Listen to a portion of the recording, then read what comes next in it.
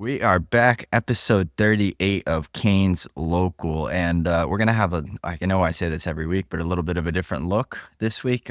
Going to try and be a lot more entertaining than we've been in weeks past because that shit is dull. So we're gonna jump right into it. Carolina's power play since the start of this road trip, clicking at 45%, and let's call a spade a spade. It's all out of that burst unit. They're playing really good hockey. And finally, for the love of God, Andrei Svechnikov finally gets on the board because I feel like he cannot hit the net half the game. And now all of a Yeah. sudden he scored, which is a good thing. So hopefully that is positive news for things to come. But Cam, what are you seeing on Carolina's power play for this road trip that's making the difference? Yeah, I mean, I just think they're actually, producing, which is what they haven't been able to do they couldn't do it last year in the playoffs and kind of got stifled by really, the whole playoffs. They didn't really do that well. So, Yeah. yeah, I mean, they had a good power play last year, but I really think the difference has been Gostisbehere. I just think he makes such a big difference with the power play, and it's pretty evident. Like he actually can quarterback a power play. I mean, I think we had Burns there last year or Yeah. Shea. Well, Like, Burns just ripping bullets the entire yeah, I game. mean, He just doesn't firing missing into the some net. guy's eyeballs, like it's not really going to do anything for us, really. I No. mean, it's not. It's like I like Burns, and I kind of wish because in the preseason we saw Burns was like a net front guy. Like Yeah. there was another defenseman out there. I think it was Orlov. So they ran a 2D power play in the second unit with Burns literally being parked in front of the net. So I don't know if Burns said, "Hey, I don't want to do that," or if it was something that Rod was like, we'll throw him back up at the point. But Oh, the I way don't he's know. looking at it, he's like, I gotta block enough fucking shots on my Yeah, end, he's taking them like, I off gotta the block neck. enough, man. I don't want to get another off the neck. So I don't know. I mean, I think it's good. Obviously, they're 40 some percent. I think they were only like 20% last night, or which I think you guys say only, but at least they scored on a power play. So, Yeah. which is more than we could say for a lot of the other teams. So, but yeah, they're doing well, man. They're just moving the pucks. Everybody's in the right position. Everybody knows where everybody is. I think is the biggest thing too. Like they know what they're gonna do. They know where they're gonna be and when they're gonna be there, which helps a lot. So, um, the passing could get a little bit better because they're trying to. I see them a lot trying to set up one timers, and they're just not like the passes just aren't in the spot they need them to be. Yeah. Especially with Natchez and Gostisbehere. I think those are the two that I really notice the most with. Um, they're passing back and forth to each other, but they're not great passes, or at least not where Natchez wants them for. You can try and rip it. So I don't know, but hey, it can't get much better than what it's got. So I mean, I guess I'm just nitpicking, but yeah, they're doing well. Yeah. I think your point to Shane Gostisbehere, he's been the biggest difference because he just moves the puck quick as shit. He just moves it up, he moves it quickly, and it entices the rest of the power play to move it quickly as well, too. And we're seeing seam passes go right through, as you said. A couple blocked last night where I thought Nate just tried to force it a little bit, but you know, that's neither here nor there. Um, but the other thing too, we're finally getting a net front. Oh my God, it's so nice to actually have a guy standing in front of the net. I mean, Svechnikov actually does it, not all Yeah. the time, but at least every once in a while, he'll at least get in front of the eyes, and it makes such a big difference. I mean, Natchez' goal against Pittsburgh, there were two guys in front of him when he was shooting the puck, and then you got the power play goal in last night as well too. hmm No, that was Svetch just driving the back post. Never mind. I'm being an idiot. What game am is it Calgary that we Oh, scored? And there was another screen in front. It was another game. Who gives a shit? But I mean, yeah. Talk about sure. I don't know if you've thought this was a useless step, but the Canes, it was that brought up that Canes power play since going on the road trips like 46% or something crazy like Oh that. Like no, that's it's well. I mean, that's Edmonton basically, Oilers level. yeah. I mean, I think it was well, they said it was through 5 games, right? And they had only played 5 games, so they had one on the road, and so it's basically I don't know why they said it's their road trip power play or like road trip specialty. It's been their special teams the whole year. They've only played that was their sixth game, right? Sixth or seventh I think it that was they their played last night. seventh game because they played two at home and then they've gone five straight on the road. Oh, Five, okay. Well, maybe that is what it is. But yeah, because we either went way, Pittsburgh, they're St. Louis, Edmonton, Calgary, and then last night was Seattle on the road. okay. So I mean, either way, I mean it's like I said. I mean they're those are stats that are You need to know like how well your power play penalty kill is on the road versus at home. Those are important to know because you have to know like, hey, do we need to make adjustments on the road? Is it something where, you do one thing on the road and you do one thing at home? You don't really want to do that, but if it was really bad, they probably would do something. But yeah, kill's been good. Power play's been really good too. So they shut down Seattle for most of the game last night. Had one mishap that was, basically a stretch Can't, pass on some breakaway. yeah, Like, can't give that guy two no, breakaways in a game you and expect can't. him not to No, score one. McCann, exactly. he's one of their leading goal scorers. So, I mean, other than that mishap, though, outside of maybe the first, what are you going to do with Connor McDavid in Edmonton?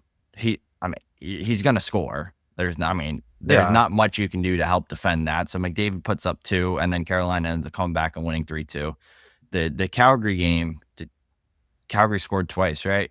One was a 2-on-0 in front of the net and Kochetkov, which was a little bit of a defensive mishap. But outside of that goal in Calgary, Carolina's Mhm. defensive core has been playing lights out. The stretch Yeah. pass in Seattle, maybe a little bit of fault. I think it was on Slavin. I could be wrong, but I think he was the one that jumped up slightly, which is, if Jacob Slavin's one mistake of the year, I'll take it. But Yeah. Carolina's been, absolutely red hot. And then have you seen the stat? I floats around Twitter. When Seth Jarvis scores a goal, Carolina's like 53, 4, and 2. Oh, yeah, I did see that. That's kinda It just crazy. They that's only lost, like, that's 2 or 3 wild. regulation games while he scores. Yeah. So just basically, if Seth Jarvis is scoring a goal, bet money on the rest of the game. We're coming out of that game and with a victory. But Yeah. another thing, you watched any of the past 2 games? Just Yeah, I watched both of them. okay. Have you heard Tripp both games in the first period call out who was I going to did see score a that. goal in the first? So I'm like, dude, I'm I riding did. Tripp now. I'm getting the Bet 365 app. I'm riding Yeah. Tripp. Well, he did the same Whatever. thing. He did the same thing before the 3rd period in Edmonton because they were doing the Bet 365 and Gostisbehere was a plus 1,400 to score, and Tripp was Oh like, "I'd yes. go with that." And Yeah. then Gostisbehere scores within 45 seconds of the period starting. So, I'm yeah, I'm riding Tripp, dude. He's on the you biggest know, heater I've ever seen. listen, I know he's never gonna say take my advice, but listen, No. if you want some cash, man, put it The down. the Reese's Whatever Tripp's penis saying. man is having a ball right I now. know. So ride the Reese's penis man. God But damn. Freaking crazy. What is going on? That is out to lunch. I can't begin. I don't know what's going on. I told you it's going to be a new look to the podcast. Yes. So do Christ. All right. another thing I want to make note of, because we had talked about this in the group chat a little bit as well too. Um, Carolina's goaltending, it's a blessing to have 2 goaltenders that play as well as our 2 goaltenders do. I hope Anderson stays. I'm knocking on wood right now. I hope he stays healthy for longer Yeah. stretches of time than he has in years past. But my goodness, we looked at New Jersey's 2 goaltenders. Jake Allen's got like an 8.43 save percentage, and then Markstrom's got like an 8.91. I'm like, so is it New Jersey? You thought you were getting your Lord and Savior and Jacob Markstrom, and turns out he's just a wet paper bag like the rest of them walking through Well, New Jersey. I don't think it's a And turns out. We all knew he no, was bad. I never knew he. I thought he was going to be bad. I just thought New Jersey's defense would be a little bit better, but they're struggling. Like that's the whole point is they're if they struggling don't score to. 6 goals, they're losing. It's That's what crazy. I mean. Like, and it's one of those where it's not like all of them are the goalie's fault for sure. Like they're not all his fault, but he's not bailing you out. He's just not saving the one that you're like, can you Yeah, give us one? Can you save yeah, this one? He's yeah. not doing that. Like, hey, you get this. We'll let 5 breakaways. We'll let you off the hook for that. But this one, can you save that one? Like, they're not doing that. No, Like he's not doing that. Neither goalie is doing that. And yeah, I mean they're gonna struggle. But again, I mean, look who they hired as their coach, man. He's the rah kind of players coach that's not gonna get in somebody's ass about not back checking or the goalie playing well. Like he's not gonna do that. He's yeah, he's just gonna hand out cupcakes in the locker room, making sure everybody likes him. Like yep. that's just what he does, and that's the kind of coach he is. Which again, it works for some teams, but it's not working right now, Well, and does that's it the work for reason. any team? Because what success has he had in the NHL? He's In the made NHL, it I out don't of know. I made it think out he of the won in first the round one time. I think he won in the AHL. Didn't you take the Marlies pretty far in the playoffs one year? I think he did. Yeah, that was where he got the That was call up kind of to his. That Toronto. was his kind of. Yeah, that was just kind of his foot in the ground with getting into the NHL first off. So I don't know, man. I mean, I definitely thought New Jersey was going to be better for sure. They're really small too. Like they don't have a Yeah. big team. They're very small. Like I think Pesci's their biggest defender. I don't No. count Dougie because Well, he's that's he's a true. scarecrow. He just stands there and watches everybody go by him. Like it's so crazy that they pay that guy still money. That's so insane. I watched that game the other night. Who were they playing? I don't know. They No, game lost. against Tampa, they lost like 9-4, and I think Dougie was a Was it the Tampa -5 in game? that I game. don't I think it was could be Tampa. wrong, but Well, they definitely have played Tampa, but I don't know what game I was watching. It was the Islanders game where they lost in OT. Like they're losing to the Islanders, man. Like, and I'm not saying that the Canes won't lose to the Islanders, but like, dude, like, after well, losing to the problem Detroit is the night before. the Islanders scored 4 goals on them. Yeah. 4. Like, if the Islanders play a good team, they'll be lucky to score 1. You know, they rely so much on. They still play that style where it's just like they're going to sit back in their own end and just eat pucks for 70% of the game and counterattack and try and score or score on special teams. It's kind of how they've been built. That's how they played for, God, I don't know. They've probably gone through 4 coaches at this point playing the same style, which is insane. So I think it's the GM's fault. But hey, they're all, I mean, all the Islanders fans I'm seeing, they're just calling for a grenade to be thrown in the middle of the team and just blow everything up. Like, get Well, everybody new, get them out, the whatever. only the only way you do that is getting rid of guys like Barzell and Dobson, which I don't see them doing. But yeah, to go back to my point, in that 8-5 loss to Tampa, Dougie -3. So have Yeah. a night, Dougie. He's Again, an man, all-star. He's a rock star. collecting the tickets, dude. That's who you Right pay at money the for. He is. He's at the But carousel before the game, just punching tickets right into the front, right into the gate. That's all he's doing, man. He's like, yeah, okay, you paid money, cool. All right, go on through. cool. Yep. That's what he does to everybody, man. He does it in the playoffs. He did it with the Canes. That's why the Canes dished him. Like, I mean, there's a reason. You're just not paying him that much money. I'm sorry. I'm just not. There's no shot I'm paying him that I amount. don't know But what they're paying him, but it's too much. I think it's like I don't nine know and a what they're paying half. him. Oh, okay. Yeah, that might be worse than the Nurse contract, and Nurse is terrible. But It's about 5.5 too many. But 5 and a we'll go. half too many. We'll go Shite. back to Carolina's goaltending.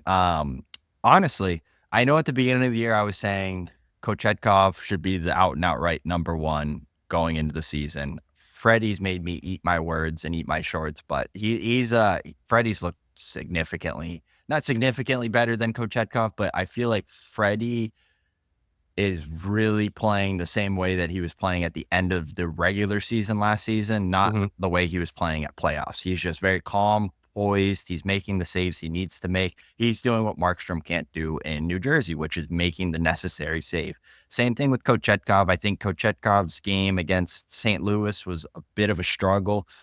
It's always hard for a goalie to only see like 8 shots in the first period. Not Yeah. even. I think he only saw 4 No, he shots saw, in like, the first 4 or period. 5, yeah. He didn't see Yeah. very many. So it's hard to come back after that portion of it, because then it's like sometimes when the goalie is really busy in the first period, the ball or the puck just becomes a beach ball to them. This is like he's trying to save a needle. Like he couldn't save anything in that St. Louis game. I felt like, granted, a lot of screens and stuff like that, but Yeah. go to the Calgary game. Shit, I wouldn't blame him for either one of the goals. One of them was a backdoor. There was 2 guys backdoor, and Huberdeau wide open, just backdoor tapping and to score for that in that Calgary game. So I think both goalies have been playing really well. And I don't see a world where we don't keep the rotation going. Do you think one has kind of taken over as just that out and out number one yet? No, they're going to rotate. They're going to keep it going. I mean, I don't think Freddie can afford to not rotate. that's what I mean. Like, you put Freddie in goal for 4 games in a row, and I mean, something's bad going to happen. I don't know who put a hex on him before he started playing hockey, but he cannot play like more than 4 or 5 games in a row without something happening. They got a voodoo So, doll in the background I don't just know. poking They got pins at him, something, dude. but yeah, I don't know. But either way, if you have, like, I personally, I mean, outside of New York, like the Rangers, I don't know who has a better tandem, like goalie Who is tandem. the Rangers in the backup? Jonathan Quick. Oh, is he still there? Dude, did you see? Yeah, obviously you didn't see that game against the Ducks last night. He stood on his forehead.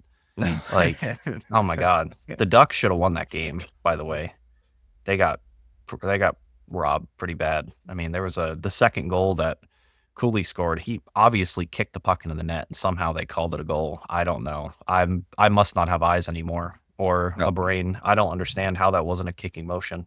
You literally saw his foot kick the puck into the this net, wasn't but last night. This must have been what night? no, it was last night. It was the Rangers versus the Oh, Ducks. It was I'm 2-1. way. Yeah, no, sorry. Hold on. Yeah, it was. Man, anyway. But again, the Ducks only scored one goal, so if they're gonna win a game against the Rangers, they got to score more than one. So Yeah, that's kind of how I look at it too. If it would have been like a 5-4 game, I would have been like, okay, that's more of a heartbreaker than the 2-1. But the yeah, I mean, the Ducks shut them down though. The Ducks shut the Rangers down for sure. yeah, The Ducks outplayed them, and yeah. all they did was, you know, stifle their speed through the neutral zone. And the Ducks have a lot of speed. They're really young. They have a lot of speed. They have a lot of guys that can make a lot of plays. The Um, Ducks to me remind me of Carolina 5 or 6 years ago. yeah, they're Really very much. young, a lot of good talent, just haven't really congealed as a team. And I honestly think that it's going to come through either a coaching change or some sort of experience like Carolina had where, middle December, all of a sudden everything starts clicking. They go on a crazy run into the just somehow finding a way into that wild card spot. And then, they're back in the playoffs, but they're really young. They're really exciting. I think they're going to be really good. Give it 3-4 years time. I do think they I got don't to know. get rid of Zegras and get a goalie, but I don't like. I don't know. Dostal played really well That's last night. yeah, fair. Dostal's good, but Dostal's really good, man. I just I was really impressed I with look him. around the league. Who's a playoff team that doesn't have two good goalies right now, Um, outside of maybe Winnipeg? does Because Vegas have two good goalies? no, but I don't think Vegas has ever had a good goalie. So I like Vegas and Oh, Colorado Colorado to me. definitely doesn't have two good Well, goalies. they're not in playoffs right now. They're out. They're on Well, the okay, outside but looking in. Well, you know, yes, they got the core that they're going to make playoffs. yeah. So I I mean Edmonton doesn't have two good goalies at this moment. Now, Stuart Skinner again, stood on his Edmonton and forehead in the Colorado don't even playoffs. have one good goalie. Yeah, like Stuart Skinner earned his contract, whatever. I don't even know if he got a new contract or if he signed one or whatever with Edmonton in the I offseason, think he but signed one last season. was it last season? Yeah. But he earned it in the playoffs. Like we know what he can do, but the problem is he just can't do it in the regular season. It seems like he just struggles. But Or just again, when the pressure's consistently. on, Yeah. he seems to perform. So Yeah, just about getting there. yeah. I Oh, do want. Nashville doesn't have two good goalies. They got Soros. He's good. I don't think he's that good. No, he's No, tiny. they paid That's the wrong problem. They paid the wrong guy. They sent Send him back Askarov. and They sent Askarov to the Shadow Realm, and Here, they well, signed Soros for $1 billion. I think he did not do that. But hey, listen, Askarov's in the AHL. I think he traded him to the Sharks. I think, right? Yeah, no, he's in the AHL Shark system. God, I don't know why the Sharks aren't having him in net. They're 0-7. What Well, are they waiting for? I guess they don't want to. Don't want to ruin him. I guess. Yeah, I guess that might be the thought process behind it. That's the only Hey. thing I can think of. Well, I let's don't know, let's good. go back to the Canes here. What are you seeing out of this team? Because we've talked a lot about it being a transition year for the Canes. And the more and more I watch this team that we've actually assembled this year, outside of Gensel and Turbo, our forward core has pretty much stayed pretty similar to what it's been. We've added some depth pieces that, in all honesty, I think our depth pieces that we added are equal or maybe slightly better than the depth pieces we had before. I think Carrier is a slight upgrade on Jesper Foss just in the speed department alone. He's a little bit younger. He's got fresher legs. We also look at Nick. It's Nick Robinson, right? I keep fucking this one up. Just Nick say Robinson. Yeah. We got Number him. 50. Who's like kind of, I think, a 1-for-1 swap for Steph Nason, just a left-handed shot instead of a right-handed shot. I think He's better defensively too. I think he's better defensively. I think he's bigger. Maybe doesn't have the same offensive touch. Yeah, that he doesn't have Nason the has. offensive upside, but yeah, he's But bigger for sure. You put him on a line with Kokaniemi and Natchez, and all of a sudden he's making plays, he's making things happen. I mean, the tying goal in Edmonton was all on Nick Robinson. God, I just can't All stop on fucking Robinson. saying Just it. say All yeah, on just say Robinson. Robinson. All on Robinson. I think his name's Nick though, but all on Robinson. It's not. Anyways, it's all on Robinson, and it makes a great pass over to Martin Necas, and Martin Necas is able to bury it, tie the game, leads us into Aho scoring with 6 seconds left in overtime. We get a win in Edmonton. But the line combinations are a bit confusing to me because I think we have guys that probably got switched out. I'm just curious as to what you're kind of seeing from the line combinations and the team as a whole. That's kind of, I think, at least for me, in a positive light in comparison to what we thought this year was going to be. Yeah, I mean, I think Rod's just still kind of tinkering with it a little bit. I really think that kind of the guy that's kind of throwing a wrench in everything and that I think he keeps kind of moving around is really just Jackson Blake. Like, I really think he's just trying to figure out How who much does he ice play time or with, where to how get much him the ice ice time. time, where do I play him, what kind of guys does he need around him? Like, he's really he's overcompensating a lot for him, which again, he's a rookie, it's fine, but again, I mean, it's like, hey, okay, well, we can do that, but at the same token, we got to win games, which we are currently. Which again, Rod has the luxury of kind of being able to do that at this point, just because they're still winning. Mm-hmm. So, and he played well last night. He had the assist on the Drury goal, which was a crazy pass. I don't know how that got I don't know how through. the hell that went in. I don't know. It Well, hit the I crossbar, mean, hit the guy in the back, and then goes. yeah, I don't know. I mean, That pass, yeah, no, the sometimes you pass just was need some luck. The asinine. pass was crazy. I mean, it went Yeah, underneath the legs of whoever the defender was that was face down on the ice. So I yeah, it think it was was it was a crazy Larson. pass. Yeah, it was. And again, you see those those glimpses of like, okay, this is what he can do. He can do these kind of things. It's just about, again, they're only 7 games in, so he's got to just get more comfortable. So as soon Yeah, as he gets more comfortable, I think I think keeping him on a line with the same guys is going to be more important for him than the guys on his line. The yeah. guys on his line will be able to kind of dish whoever they want and kind of can do that. But for him, it's really important, I think, for Rod to really just keep him with the same guys. Also need to see him shoot the puck more because I feel like there's too many times that he's Yeah, into a spot where he's very much looking pass first at this he's point. He's way not. too much looking past first, right? Because he's got a piss missile. I mean, he Yeah, he lets that does. thing He's a go good off the shot. stick, and it's so good. It goes off quick, and it's like, hey, you're getting these opportunities where he's rolling into the high slot. I think he's done it 2 or 3 times, especially on the power play. He rolls into that high slot. He's like right at the top of the circle, and he's looking off the shot and forcing a pass through. And I'm like, dude, just take that shot in that position. Worst case scenario, it's an offensive zone faceoff. Best case scenario, we're scoring a goal. Like we're putting ourselves Yeah. into a good position in that regard, or it's a rebound into the corner and then it's a 50-50 puck again. I really like the way that we've actually got after 50-50 pucks, especially this early into the season, because I think last year that was where we struggled the biggest portion, especially on this road trip. We look at this road trip last year in comparison to this year, world of difference. I remember going into Edmonton, I think they scored 4 goals in the first 4 minutes. All right, that Edmonton game last year when Oh, we the went one up, last year. yeah, Yeah. they It's scored for Doris like one 4 last. goals in the first Yeah. 4 minutes. It was like we just couldn't keep anything out of the net. We weren't Good winning for me. 50-50. I get to turn Yeah, off the game early. you got to go to bed I got to quicker. go to bed.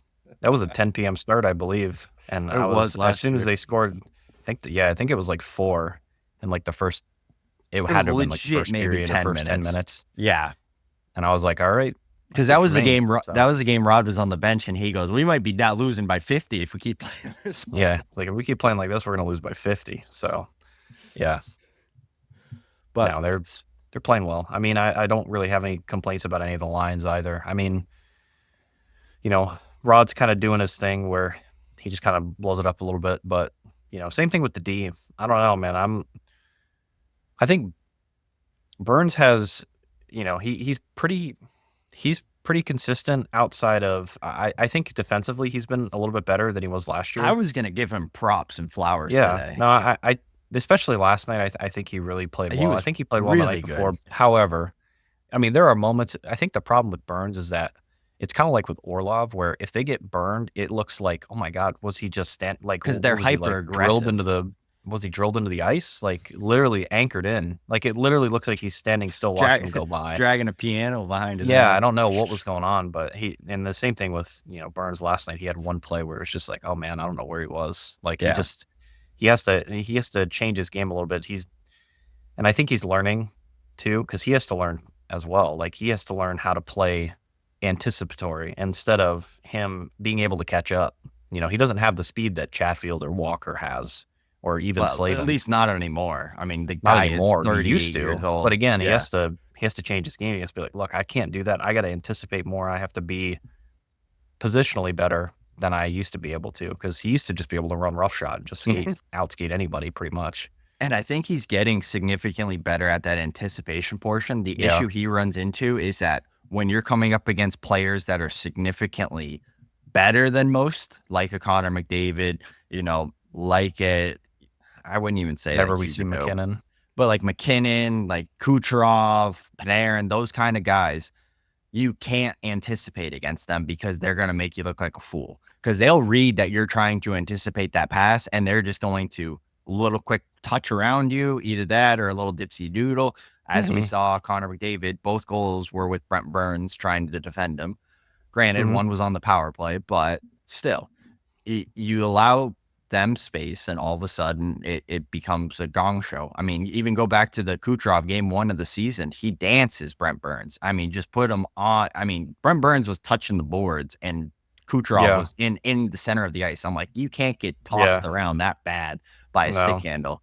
Like it. So I give my flowers to Brent Burns. He's definitely made big strides as far as the defending, even in this short, brief stint from the start of the season. My Yeah. issue I have with it is just stop giving him fucking top line minutes against teams top guys. Give Yeah. me Chatfield and Orlov out there for that, to be like completely I don't honest. know, man.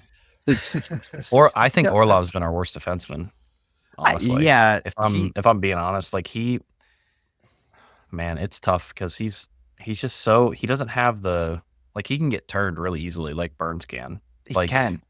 he His just gets issue caught is flat-footed so many times. he's an all or nothing type player. When he's like, he'll go all in to intercept the pass, but Yeah. if he doesn't get it, it's a It's breakaway or a a 2-on-1 3-on-1. going the other Yeah. way. But granted, I think he gets it more times than he doesn't typically. I wouldn't say this last stretch of hockey's been that way, but I mean, there's a Mhm. reason he's making $8 million a year. It's because those plays will get you $8 million when you can do it at a pretty consistent basis. And that's what he's done over his career. I think he's just had a rocky start to the start of it. But granted, when you have one of the fastest guys in the NHL beside you, just running around, Yeah. homeless Jesus and I know. Jalen Chatfield's Chatfield, crazy. dude, he He's can so good, man. fly, man. He He's got can. He's such a just motor good. on him. He's defensively super responsible. He doesn't make a ton of mistakes. If he does make a mistake, he has, like you said, that catch up speed where he can just get back and Yeah, kind of do not whatever he the wants. mustard speed, the catch-up speed, though. No, the catch up. That's right. So he's crazy, man. He's so good. I still have him high on the list. Like I still can't believe that. Even last year he was like kind of a bubble guy. Like he was a rotating out guy, which is Yeah. crazy. Like he deserves to be top six. Like Oh, it's obvious. in my opinion, he's arguably our second best defensive defenseman now, Oh yeah. No, outside of Jacob Slavin. yeah. I mean, it's Jacob Slavin, and then it's him. Did you So did you see the stat that popped up yesterday? Is like Jacob Slavin is first uh in takeaways, first in stick checks. It's like second in block shots, first in defensive zone entry. So he's like not allowing people into the defensive zone. mhm, He is crazy. He's so good. Best defensive he is. defenseman in the league. It's his stick work. Like he doesn't let pucks get past him. No, Like he's he'll very bat much pucks out of the air. Like he does that. He does it all. he's got the defensive capabilities of a Nick Lindstrom. And the reason why I say Yeah, he that is because does. I think Nick Lindstrom had a lot more offensive capability than Slavin has. But he's got that same defense. Like Nick Lindstrom, you couldn't get a puck around him. You try to No. toss it hip high, he'd knock it out of the air and it'd be up the ice going the other way. Like Yeah.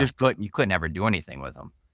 But we'll table that portion of Jalen Chatfield and Slavin for there. Two other guys I really want to make note of. I didn't know how they were going to play together, and I honestly think they're probably our strongest D pair right now in Shane Gostisbehere and Sean Walker. I didn't know how good Sean Walker was defensively.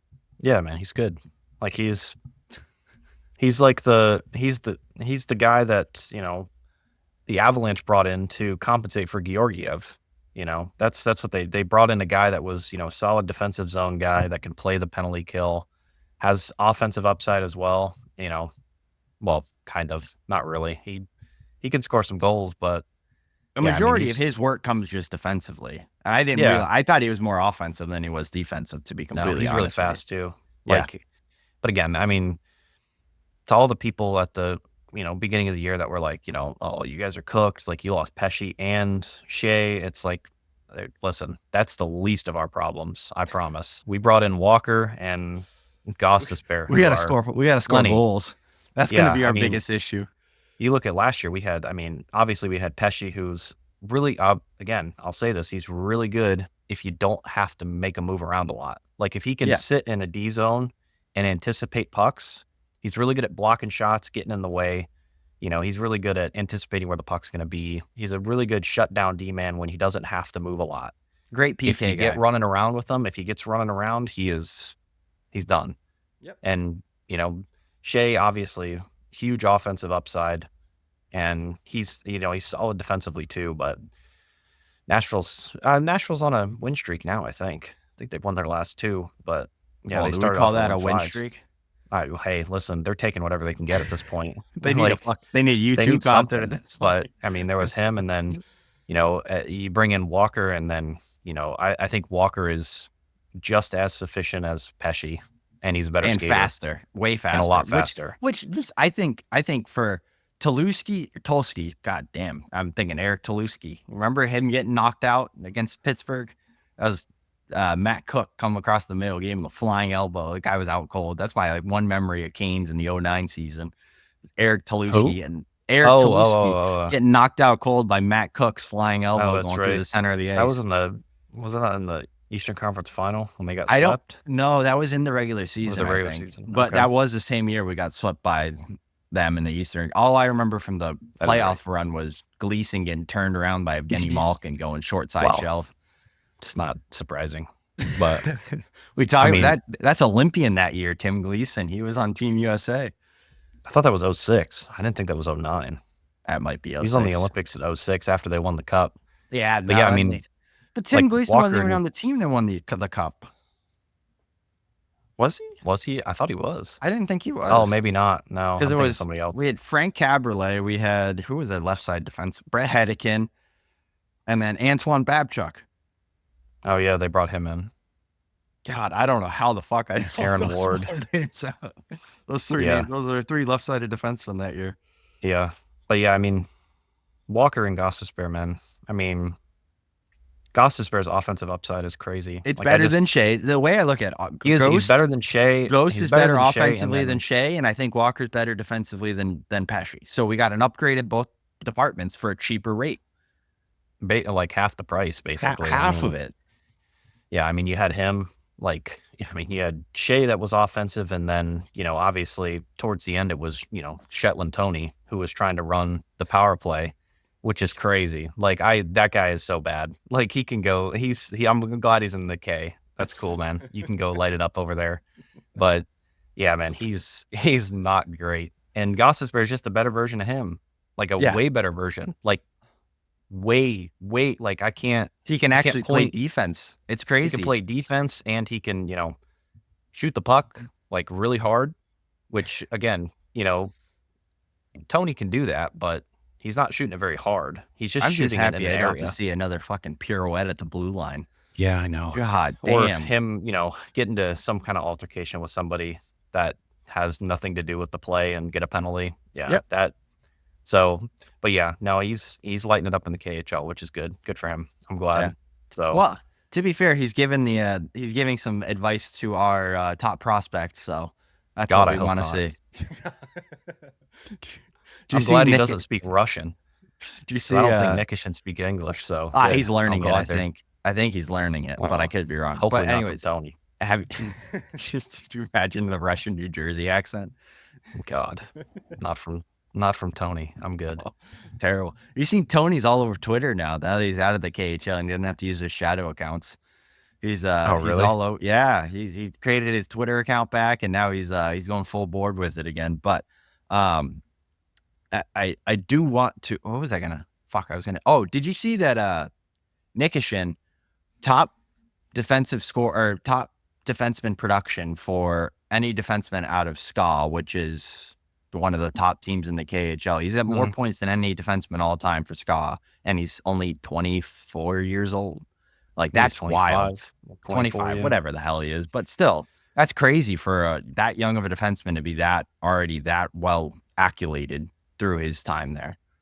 So I guess my only question would be, how many like obviously NHL caliber defensemen have stayed in the K that long to get to that point, you know? I So I think guess the that's my, because only he's stayed there a long time. He's played there since he was 18, right? yeah, I Probably. think the So only other one is Sergei Zubov. yeah, Is it Sergei Zubov? Who the? It was the Dallas defenseman. He just got retired. yeah. I think it's I mean, Zubov. Zubov, yeah. Yeah, hmm Zubov. But he was probably arguably one of the best defensemen ever to play for Dallas. So, I Yeah, mean, probably. when you put those two accolades next to each other, he got his number retired by Dallas for that exact Mm. reason. I think he's going to, if not already in the Hall of Fame. I mean, talk about one of the better Won the cup with defensemen. them, I think. Yeah, he did. He was part of the Yeah. '99 Cup with them. So, I'm so excited for this kid to come over. I think he's going to come over next year. That's the It's sounds gonna of it. be So apparently Orlov's thinking about going to SKA next year to play with that'd Kuznets. It'd be like a swap, basically. yeah, Like that'd be a great Orlov goes trade. there, and then Nikishin comes here. I'll tell you That's what. again, I saw that from somebody on Twitter. I don't know if it's true or not. All Who knows, the man? Twitter lords, yeah. Yeah, I I don't know. don't see Somebody Orlov screaming. I don't know. necessarily going because he probably can still get another $8 million contract here. Yeah, but you think about how much is he going to make in, playing in Russia? I mean, he'll probably make that.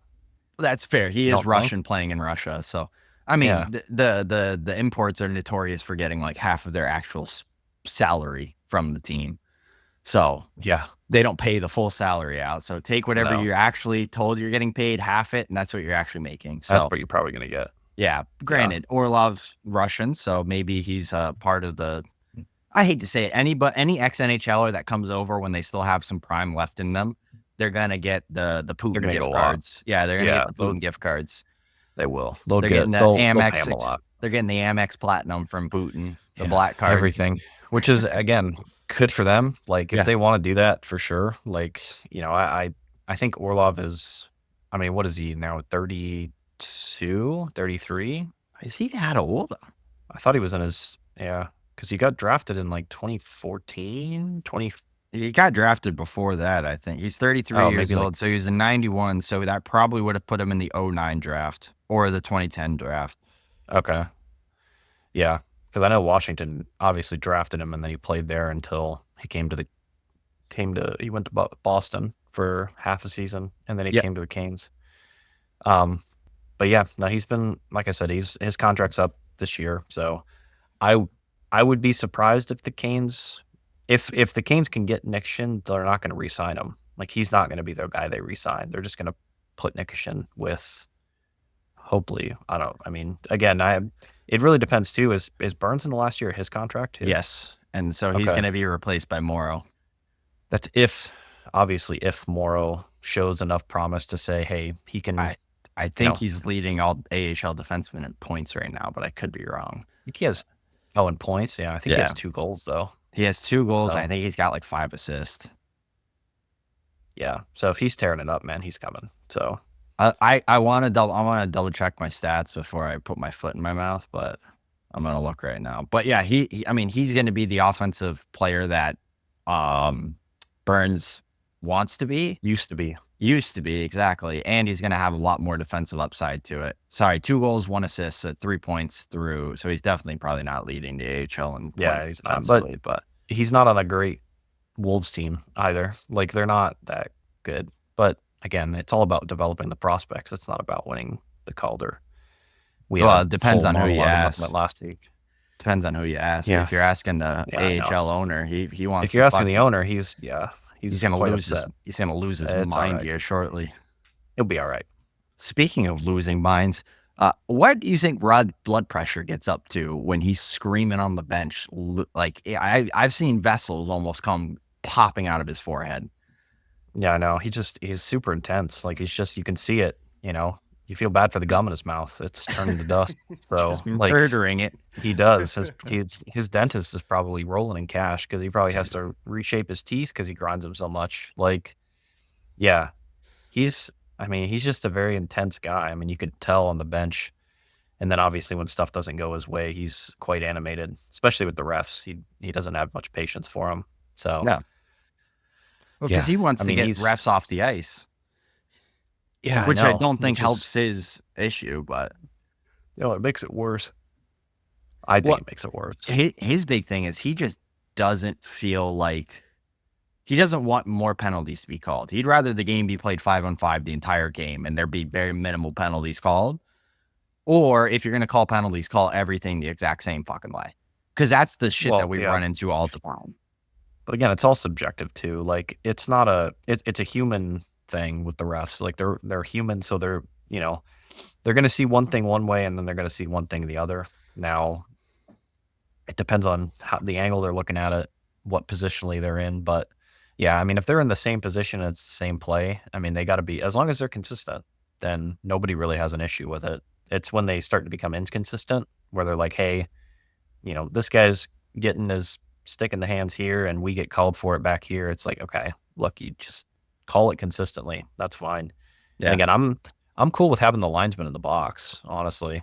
Like what Rod had said, basically like make the offsides kind of like automatic almost, Yeah. where it's just like basically they would have like lights on the end of the blue line, and if they were offside, the light would go off immediately because they have the tech now It's to so easy. tell. I hate to say it. It's It's not not as hard to hard. It's tell. not as hard as people think it is. You put a little Yeah, tiny you sensor flip the in the, light on, the ref blows the whistle, it's or offside. on top of that, just put a little tiny sensor in the front part of the skate and the back part of the skate and put sensors on the blue line and then put a sensor in the puck. Then you can Yeah, tell exactly. they already have a sensor in the puck. They already got them on the blue line, so it'd be about putting them on the skates, I guess, of the Put players. put it But on the toe and the heel of the skate, then you can tell where the toe and the heel is. It's the same as the VAR technology in soccer, basically. Just then all of a sudden it becomes an automated system. It's never wrong. So if it is wrong, then there's something wrong with the damn machine, but it's never actually wrong due to the fact of human error. And the other thing that pisses me off is if it's close with the linesman being on the ice right now, if it's close, let it go. I don't know why they intend on just like it's a, I forget, it was the other night. Gossesbear, it looked like he kept one in. Ref blows it yeah, off sides. I'm like, fucking, if you're not 100% sure, maybe the linesman was. I don't think he was in position to be 100% sure, but well, if they you're never not, showed us the replay. That that's was the the other problem. thing too. They never showed us, so we could never tell. Like, it probably like if they would have showed us the replay and it would have been blatantly offside, you'd be like, oh, okay, well, he blew I'd it be like, down cool. Yeah, because. no But worries. again, they never showed us, and I blame FanDuel Sports or Bally or whatever for not showing a Also, replay of that. can we get a goddamn new scoreboard? I'm so sick and tired of the same scoreboard we've had fucking 8 years in a row. It feels like now. Give me something new to look at. Come on, FanDuel Sports Network, not Bally anymore. Yeah, I mean, they'll probably have one next year, I would I think, know. or after like a break of some sort. I don't know. I also Like, forget that how hard it is to do all the animations and all the ads and all of that kind of stuff. So it oh probably is yeah, not something that takes 2 seconds and you can just get it. they're probably working on it now. It's just something that probably won't be pushed and tested till the summer. It'll next year they'll definitely have a new look. Well, you would hope, You unless would they just hope, don't care. Which which again is could another. They could not care. they could just not give a shit, which is Hmm. probably more likely than not. But Yeah. all right, a couple questions I want to wrap up with the Canes, and then we'll shoot around the NHL for a little bit. First thing, can Kokaniemi maintain this pace for the rest of the season? I feel like he needs to, but he's playing really well right now. Do you think this is the turning point in his career, or do you think we're just seeing a blip in the pan like we've seen in years past? Yeah, I don't know. I mean, it's tough. I mean, he's got Nate. He's playing with Natchez and Robinson, um, Robinson. Yeah, so he can kind of be the distributor now. He doesn't have to be the guy going on the forecheck because that's kind of what Robinson can do. So, and then Natchez is just the guy that is going to get open to put the puck in the net. So, I think he's got to maintain it. Like he's got to be part of that line, and especially with Natchez on that line, like Natchez is going to expect like, hey, I need you to dish me the puck, yeah. Well, or I need you to get open so I can dish you the puck. Like he's one of the two. he's You also just built can't like a score. he's built like a brick shit house now. He looks so much bigger than he has in years past. He's huge. Yeah, he's a big guy. He's So massive. and his face-offs have become good. I really hate when he turns his stick over on the offside. He Really? doesn't I win any love face-offs that. doing that. He doesn't win any face-offs doing it. Yeah, but it looks Like, it's cool. fine, it looks cool, but it's not doing anything for him. I think he's 10% or something on the face-off when he does that. I've never seen him win a face-off when he turns his stick over. But when he does, Just it's have it on gonna your make forehand and do highlights. kinda what Aho does and just slap it to the boards kinda thing. Yeah, but Aho's Like, winning percentage is like 30 fucking percent. yeah, I know. Well, I guess if he turned his stick over, I don't know, man. I don't it Maybe all Aho needs sucks. to turn his I don't stick know. over. But yeah, There's gotta no. be there's gotta be a way that they can fix that. I mean, I know, like, he tries I mean, he puts his hand so far down on his stick when he flips it too, that he's, like, almost, like, on touching his head's almost Scraping touching the knuckle on circle. the ice, I yeah. know, it's crazy. Yeah, but, I mean, he's been playing well for sure. I mean, his assist of showing it, so he needs to keep it up, though, for Yeah. sure. That's He needs to have, like, a probably 30 or 40-point year this year. He really the does. I'm thinking more 50, 60 point year to get rid of all the stick that he's gotten in years past. I mean, he was at 31 points last year. I think that Oh, he had 31 last year? what the Okay. team needs out of a second line center is 50, 60 points. We That's need true, I guess. 80 to 100 from our top line center. We need 50, 60 from our second line center. And then out of our third line, out of Stalzy, give me 20, 30 points. I'm cool with that. But for Kotkaniemi to take that role into the 2C role and be that guy needs to have that 50, 60 point mark where he's almost the point of game player. That's what we just need out of him. And I think it's going to happen if he keeps playing with Natchez. They seem to have good connection right now. And he's just playing a simple brand of hockey, which is good to see. Uh, Next question I want to pose up to you. Who is your Mount Rushmore of Carolina Hurricanes players all time? Just when they were in Carolina. So 4 of them, 4 of them. basically? Yeah. I mean, obviously, Rod, I think, is the first one that comes to mind. Trying to think of guys that have been there I mean, probably Eric Stahl too. Like, as That was much going to be kinda 2 as guaranteed much for as me. yeah, as much garbage as they gave him towards the end, with him not they don't want him to be the captain because he looks lazy or whatever, which is understandable. Like, I could see that for sure. At this point, probably Jordan Stahl as well. Like, he's been there for almost over half his career, I think, at this Wow. point. Okay. I'm He got interested to traded see who there your and fourth is because I got two people that are in mind for me right now. I mean, the tough part is, like, I can't put any of the guys that are on the current team on there Yeah, for me, just to because me I agree. they haven't won a cup. So, for me, it's looking at the guys that have kinda won a cup. Now, I said that, and I just put Jordan Stahl on the list, so I'm literally And contradicting myself he's a current as soon guy. as He's a current guy yeah. that didn't win a Now cup with yeah, us. so I'll take him off. I'll go, um, gosh, I mean, Justin Williams probably, and then I didn't maybe think about Jay Willie. maybe Cam Ward. That would be my Okay. other one. Yeah, mine was gonna be Cam Ward was one of my 2. The other one was Ron Francis, just for his Yeah, extended. I mean, he played Carolina. He's second most scoring or second most assist all time, only behind one man. I argue Hall of Famer. I think he's our only Hall of Famer right now, too. like, actually in the Hockey Hall of Fame. Yeah, actually in the Hockey Hall of Fame. I don't think we have Yeah, I don't another know why Hall of Brind'Amour's Fame. not there yet, but anyway, yeah, it's, Yeah. uh, it's a different conversation for a different day, but it's, yeah, I mean, those are probably I guess those are my 4. It's tough because you want to, like, go to the team or go back to the team that's won the cup for sure. Like, the guys that were part of that team that helped build the team and then stayed after as well to Yeah. help continue. So obviously Rod's number 1, but 2 through 4 can kind of be a mix of players that someone include Cam Ward, I would think, and then Ron Francis. Sure, I could see that for sure. He definitely was a better player than a GM. So Yeah, he's I mean, arguably one of the best players of all time. So, I mean, it's hard not to put him into that for category sure. in that regard. Next question. You're stranded on a desert island and you can only take 2 players from the current Carolina Hurricanes roster. Who are you taking and why? I mean, uh, probably Burns would be one. I'm trying to think. So why are you taking Burns? Let me get that portion from you first. I mean, from what I've seen, like, even in the the rink and stuff. Like he's just like an outdoors guy. So like that's what he does. Like he owns a farm and I think he has a ranch in Texas, He does, if yeah. I'm not mistaken. Like he has a huge farm in Texas. So he would probably be one. And I don't know who else I'd bring. I mean, I don't know. I mean, probably Stall just so they can move all the heavy stuff and I can sit there and watch. That's probably it, honestly. I just did bring two big bodies so that I don't have to do anything. But the issue is those two turn on you quick. You know, you're the smallest of the bunch, so That's true. yeah. I guess I got to get quicker. No, Got to be my fast. my two was going to be Brent Burns for the obvious reasons. He's like survival man Jack. But then I'm bringing Seth Jarvis for entertainment value only. There you go. If I'm stranded on a desert island, I want to have some sort of good laughs and a good time, and he seems to be like the one that can do it. So I'm bringing him along Yeah. with. But I Well, don't there you know. go. His survival skills might not be the best portion of it. Yeah, well, probably not. No, no, not with the mini Chris Kreider goatee he's got going on right now. Yeah, I know.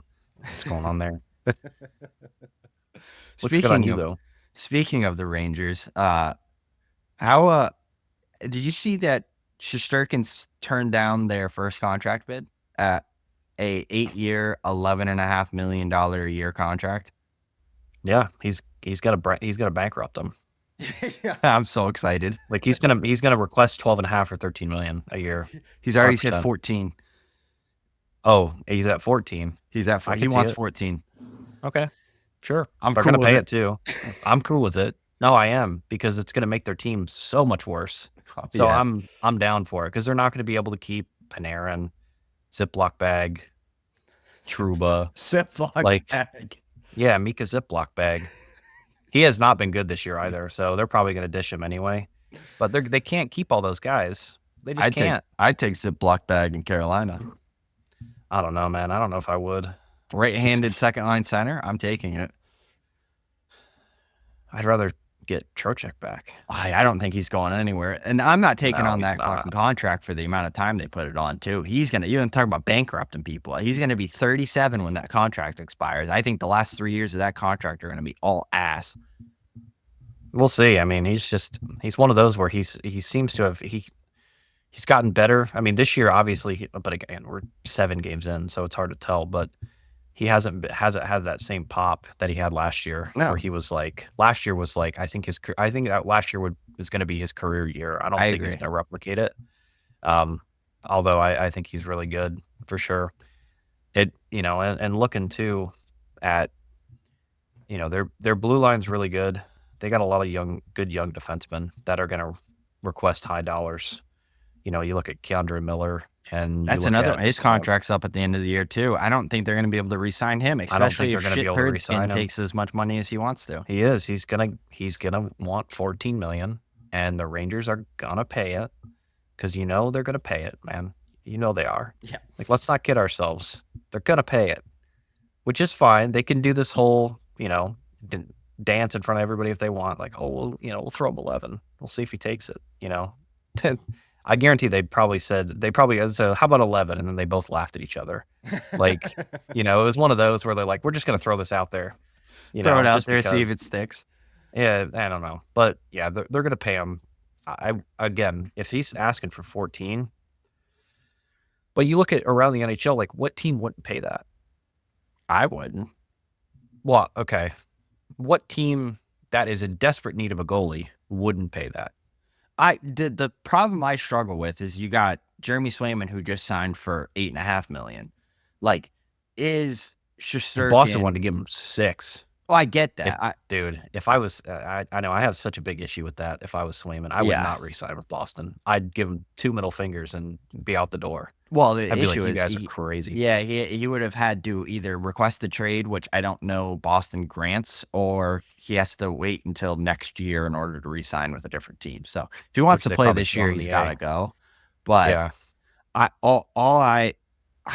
I don't see a world where I'm paying and it's funny because we always compare the goalie to the quarterback position in football, where it's like if you don't have a goalie outside of maybe 2 years where they won a cup with Colorado and Vegas, If you don't have a number one, true number one goalie, you're not winning a cup.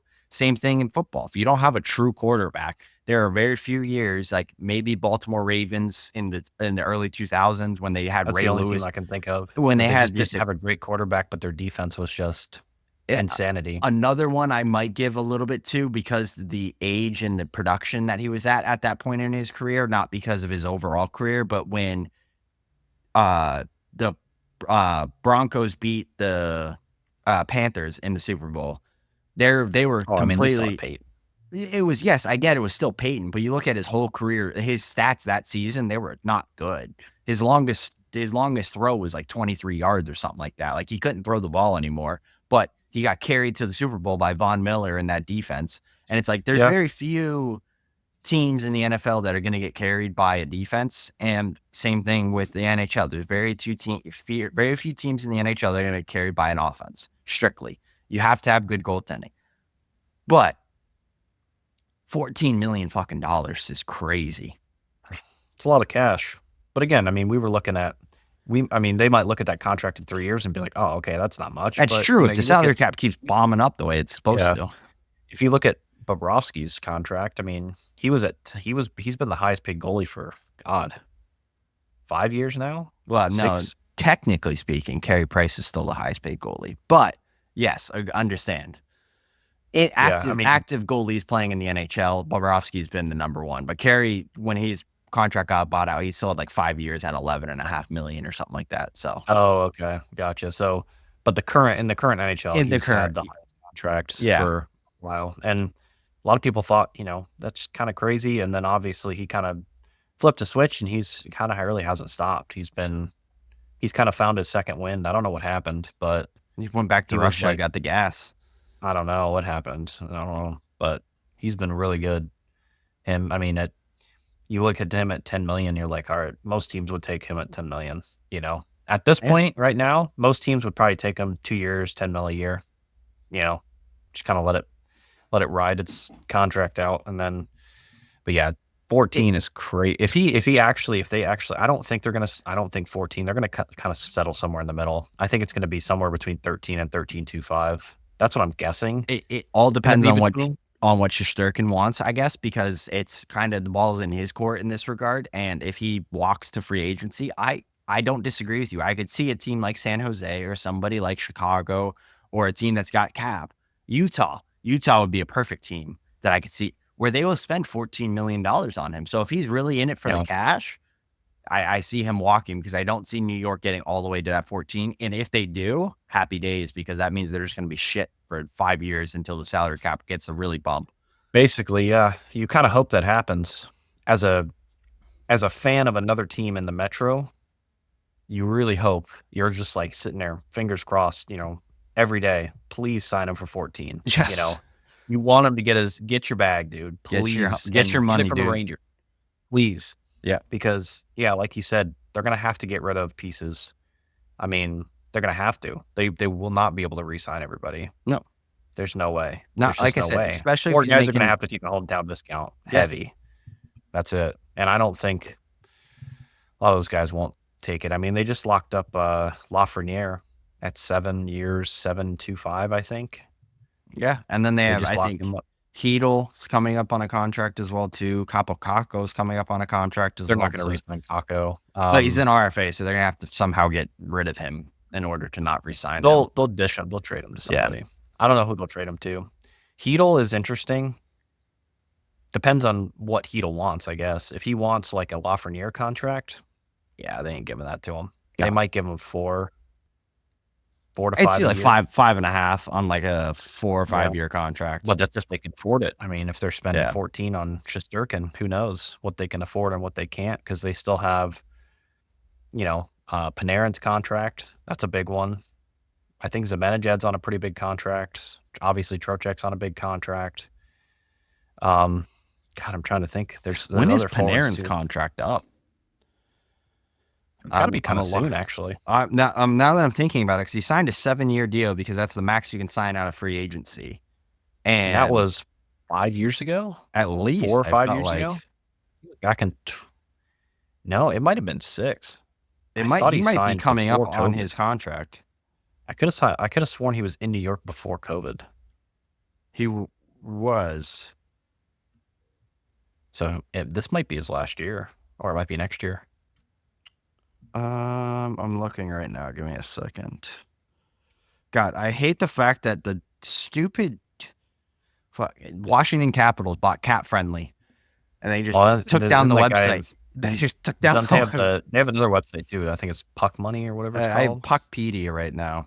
Puckpedia, that's what it is. So he signed this year and next year, and then he's a UFA at 34. In all honesty, it feels like they're going to be able to keep one of the two. So do they splash the cash on Shesterkin, or are they waiting for Panarin? Because I mean, what they're going to pay Shesterkin? Panarin's going to probably make 12.5.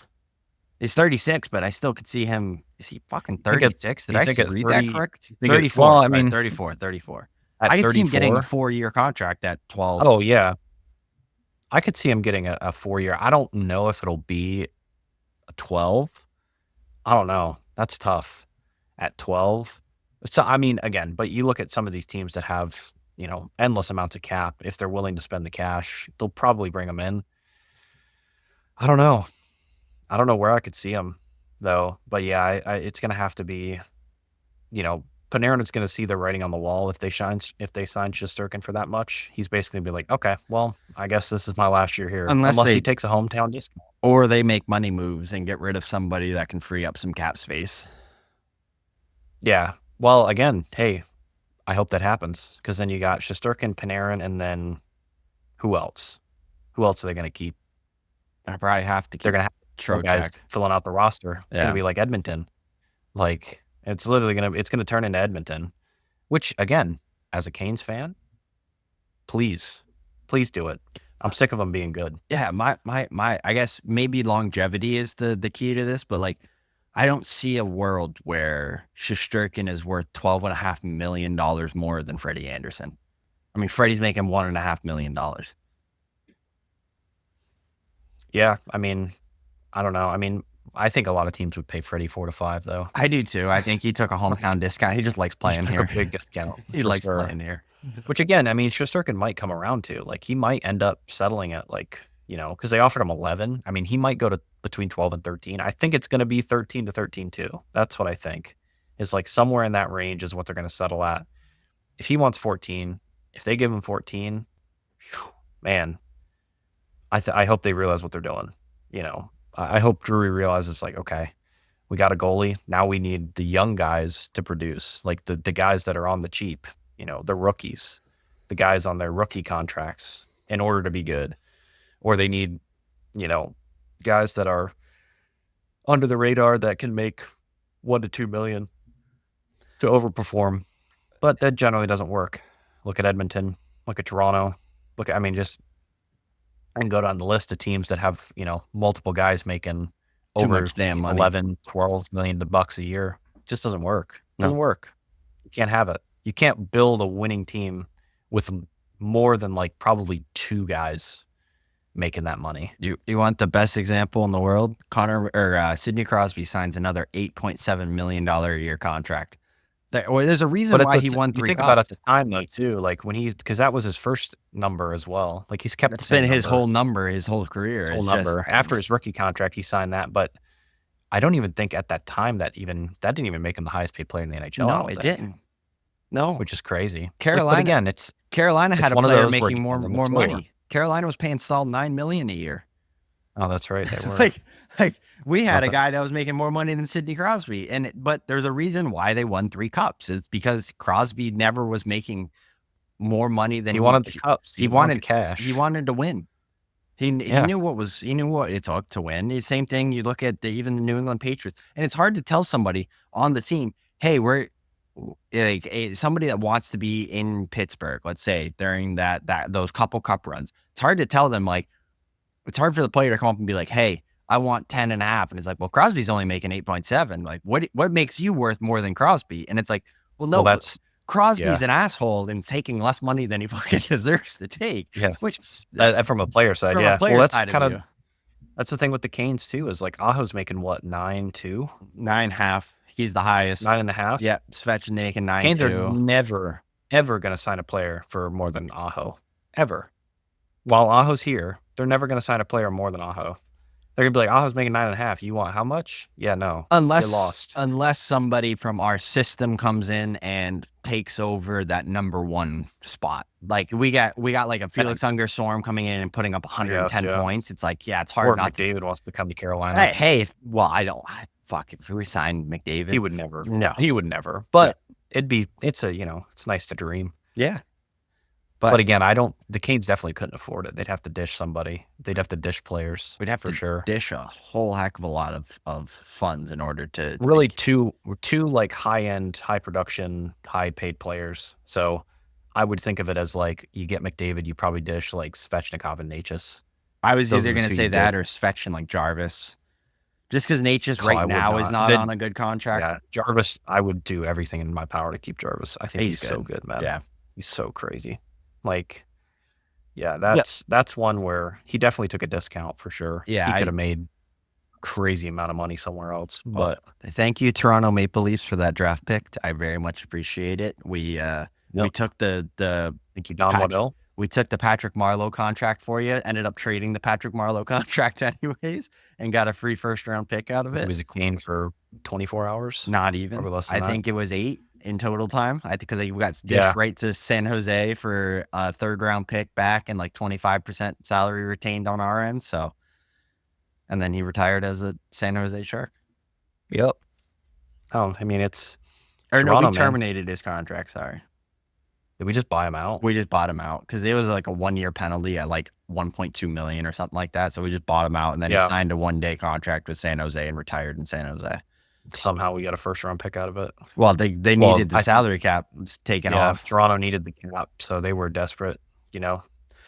Another cool move that I saw, talking about Carolina and salary cap. Did you see that? Technically speaking, we sent Jackson Blake down to Chicago on Monday constantly and called him back up in the same day, but it freed up like another $1.5 million in our salary cap books. And then they're talking about we could do it like up to like 4 or 5 times, and we could actually almost get back like 7.5. We could have like $8 to $9 million at the trade deadline. That all of a sudden, that's getting you a really good piece, and you don't even have to actually send Blake to Chicago. I don't know how the whole damn thing works, but I don't know, man. But again, there's all these loopholes and everything until somebody reveals them, nobody's ever going to know how they work. But again, if the NHL's not balking at it and we end up, the Canes end up signing somebody in free agency, or not free, well, I guess free agency, or more trade deadline. Trade at the trade deadline for, a big piece, then hey, I'm all for it. It really just depends too, is like, you see some of these teams that are really struggling right now. I mean, you look at Philly struggling, which is not surprising, man. Like, honestly, I mean, I thought they'd be a little bit better, but I think there's a reason Cutter Gauthier wanted to get out. So, and fair play to him. He's playing well with the Ducks. So, but yeah, it's a crazy market out there, man. There's a lot of players. I think you're going to see a lot of big moves probably just after Christmas, like start of the year. You're going to see a lot of players probably wanting to kind of putting their feelers out there of like, hey, where can I go? Who gives me the best chance? And then obviously it's up to the Canes to give themselves a good, position in the standings to get to a playoff spot. That's the Canes' responsibility, because to make the salary cap that they make now worth it, they have to be able to draw those players here to be like, okay, they have a good chance to win the cup. I know what I can add to this team. Let's go do it, kind of thing.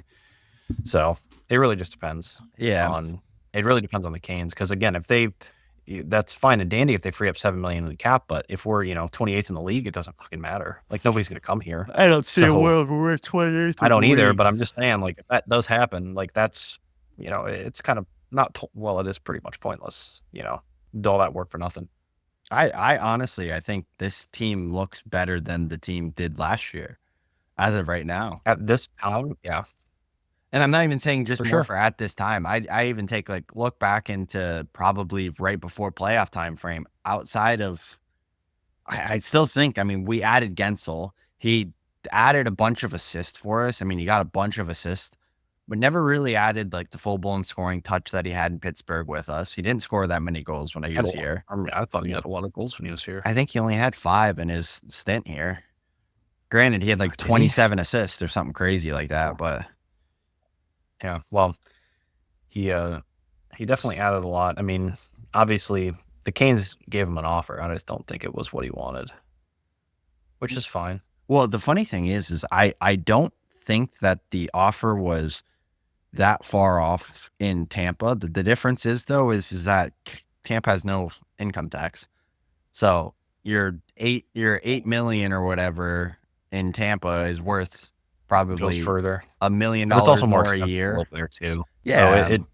they make up for it in other ways. Like it's not they say that, but there's their property tax is higher, vehicle tax is higher. They tax on other things at a higher rate for sure. So their insurance is a lot higher, so they tax on insurance too. Like it's just that I understand why they do it for sure. So But which makes sense. I mean, like I get it. You want to keep more of your income, so to speak. Every year at the end of the year, like okay, I didn't pay as much in taxes as I could have. I wouldn't want to hear, but yeah. But again, he's doing well. He's found a home in Tampa. They signed him to a contract a lot longer than I would have been comfortable with. That might have been part of the issue too that the Canes had I is think there was the probably only a length 5-year as deal in well. place for Carolina. They probably wanted a 4 or 5, and he wanted an 8 or 7 or an 8 or whatever, Very and the good for Canes just weren't willing to. he's taken a team friendly deal in Pittsburgh for I think 2 straight contracts, so he was ready for his payday, which is fine and dandy. I'm happy for the guy, It's but cool. Yeah, I don't care. yeah, I don't like the people that are booing him, just like that was so psychopaths. stupid when I saw that game 1. I was like, People are so dumb, that's I swear. idiotic. He didn't do But anything again, wrong. I mean, they pay for their ticket. They can do whatever they want. Yeah. So it is what it is. But yeah, I think it's dumb. I don't know why you boo him. Like he was here for what, 3 months? Yeah, and he lit it up while he Yeah, was I mean, here.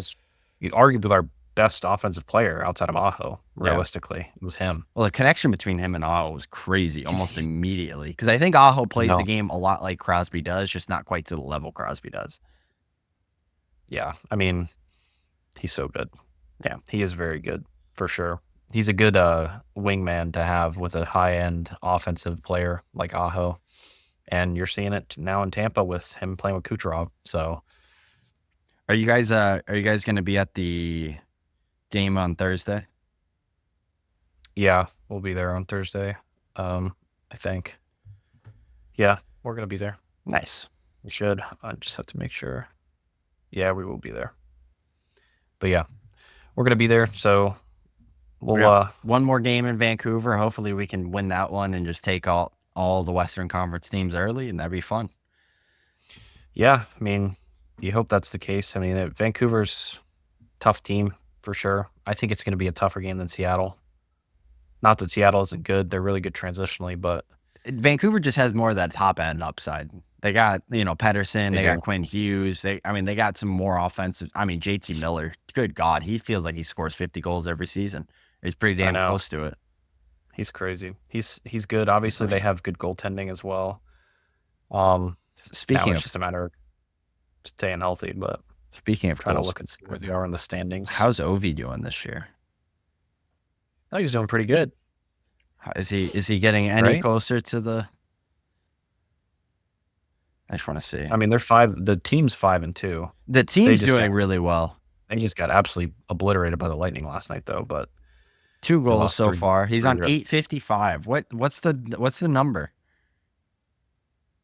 He's on 855 fucking goals. My God. Yeah, it's crazy. I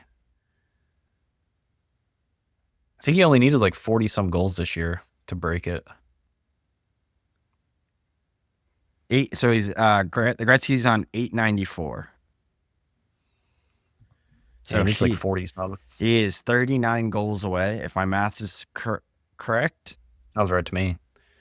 But yeah, no, he only needs a handful, which he can do. I mean, he can do in a season. I don't know if he will. I mean, he's already got 2 goals and through 6 games, so that's a good start. Yeah. He just needs to keep it going. His second half of the season last year really helped him out significantly because I think the first half of the year he only had like 5 goals through the first like 40 games. Yeah, he was struggling hard, but so was the team. Yeah. Do you, So he kind of drug them into playoffs. But again, he's I don't know, man. It's tough as a fan. Obviously, you want to see the record, be broken, which would be cool. But as a Capitals fan, you're sitting there like, man, are we ever going to move on at yeah. some point? No, they're not But going again, to. maybe the Caps fans are, very much like, I want to see him break the record. I don't care about a cup. I don't care about winning games. I don't care. I want to see him break the record. Which again, hey, if that's what they want, that's what they want. But if I was a Caps fan, I'd be like, dude, I don't care about him breaking the record, man. Can we get a good team? Like, I think, and this might be a really bold take. I think after he breaks the record, I don't know if he does it right away, but I think he retires from the NHL and goes and plays in the KHL. I could see that I think that once he does that's, it, yeah. because he knows he doesn't have the steps like he did. No, So I think he knows he's done. He just wants to break the record. yeah, I mean it's the only reason that the Caps keep re-signing him. I think. I mean, obviously he's the leader of the team. He's the captain and everything, but I don't know. If I'm a Caps fan, am I not wanting to? I feel like I kind of almost want to dish him because I feel like you probably could still almost get a first round pick for him. Oh man, I don't know who's giving a first round pick for him. I really don't. Like what? I mean, realistically, what's he gonna add to your team? I just, to me, it's like, first of all, power play, he's going to score 10, 15 at least on the power play. So that's 10 or Yeah, 15 more goals that you're getting on the power play. I think if he got a change of scenery with a team that actually had a chance of winning the cup, because I think deep down he knows that this team that he's with right now, they're not winning a cup. He knows it. I yeah, think everybody in Washington knows it, that this team has no chance in hell of winning a cup. I think if you mm, put him into an organization that has a chance, whether he wants it or not, I think at least it rejuvenates him and brings back a little bit more of that piss and vinegar that he had to where he's at least probably better than he is currently. Because right now, I think the only thing that's on his mind, it's not winning hockey games, it's not helping the team, it's scoring goals. That's the only thing he gives a shit about right now. yeah. And if I'm the organization, that's kind of what you're hanging your hat on too. At this point, you're like, we're just worried about him breaking the record. We're not worried about winning games or whatever. I Because they mean, want him to be they're done doing in well. I mean, they're Washington. not they're not doing bad. They have the same record as the Canes, Yeah. so they're playing well as a team. Which again, Well, it's Tom Wilson's team right now. That I think man's they're leading the charge. overperforming. They are. So But they Hurricanes though overperformed too. last year. So it's like, is it really an overperformance or is it just this is what they are? They're a good team that plays good hockey. Tom Wilson's got 5 goals this season already. I know it's crazy. That's a player I'd like to add in Carolina somehow, some way. He would be a good ad. A big, heavy I think winger. other You can players. play in the top 6. Yeah, I know. I still would like to get Brady to chuck out of Ottawa. Would be great. Yes. I don't think he would leave. Honestly, I don't think Ottawa would trade him. I don't think Ottawa would Well, trade him. I think he would leave. yeah. I mean, I don't know. I could see him going, but I think he's one of those like high caliber players that he can kind of pick where he would go. And I don't know if he'd pick Carolina. You know, I think he'd pick probably a major market team. I could see him going to like a St. Louis for sure, just because of the history. I could see him going to a Chicago. I could see him going to, the Islanders or But the did you really Devils. see Matthew going to Florida? Because when it was on the trade block, that was the last place I expected him to go, was to like a Florida. It's not a major market. It's not really anything to do with his Yeah, but he history also past. he wasn't the Matthew Tkachuk we know now. He wasn't that when he was traded, He had you know, 115 points the year before. with Calgary. Yeah, Oh, I didn't think he had that many points. Huberdeau and Lindholm all had 100+ points this season right before he got traded because he had one more year left in his contract and they were trying to sign him and he basically came out and said, "I'm not going to re-sign with you guys. I'm just letting you know right now you have a whole year to trade me." And that's when the trade came out. That was when they got Huberdeau and that was the whole. Yeah, But I mean, like, I didn't know he had that many points. yeah, no, he lit it up. It might not have been quite 115, but I know he had 100+. He was in the triple digits for points that year. But like, do you see a world, and I would hate this more than anything, see a world he goes to Florida, Brady, if he added up to him, go play with his brother? I don't know. Maybe. But again, are they going to have enough cap to be able to do that? No. I don't know. It, That's the other problem that a lot of teams are going to run into. I don't even That's think why I could see Brady him wants going to out a of major Ottawa. market team that has a lot of cap. Yeah. So I could see that, and I think he wants to get out of Canada too. Yeah. I don't disagree. I don't blame him. I don't I either. wouldn't play in Canada. I don't There's either. no way. No. Yeah, they'd have to drop a large amount of money. I wouldn't want to for play in the any Atlantic player. for that same reason as you're playing mostly Canadian teams the whole year. Yeah, Canadians, Toronto, Ottawa, Montreal, all in that's right. Yeah. in that conference. I think I'm missing one Yeah. too. No, that's all. Well, the other ones are out west. Yeah. So, yeah, I mean, I could see him wanting to leave. There's a lot of players, man, that I think, and it'll kind of come to light the closer we get to the new year of what teams are actually going to be sellers and what are going to be buyers. Mhm. I wouldn't be surprised to see Philly being sellers. They are pretty bad. They don't have any goaltending That's at their all. issue is they Pearson stinks. got And Medetov or whatever, he's just as bad as Erison. yeah. You know, if the Devils keep down the road they're on now, I could see them being sellers too at some point, unless they double down. So, I mean, if they double down, where are they doubling on? Like, what are they bringing in? What are they missing? I got a gripe They're missing that a goalie. you brought up New Jersey. I got a fucking gripe with this. The NHL puts out its top 100 players of right now. Yeah. Jacob Slavin was ranked the 32nd best defenseman in the NHL.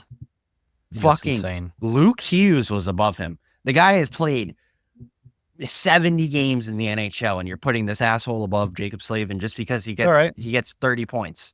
What the fuck are we talking about? He's not even close to Jacob Slavin. Why are we even? It shouldn't even be a conversation.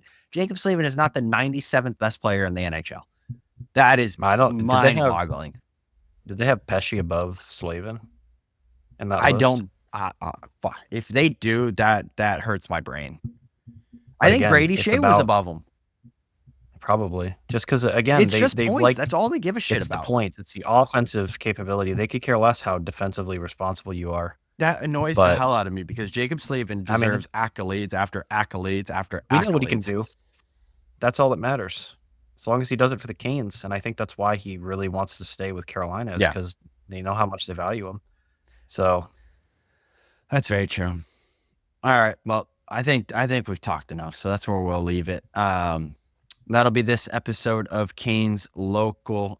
Please make sure you like, subscribe, follow us on Twitter, Instagram. I think we have a TikTok out now. Like us and leave reviews, comments. It helps us out significantly. So until next week, we will see you guys later.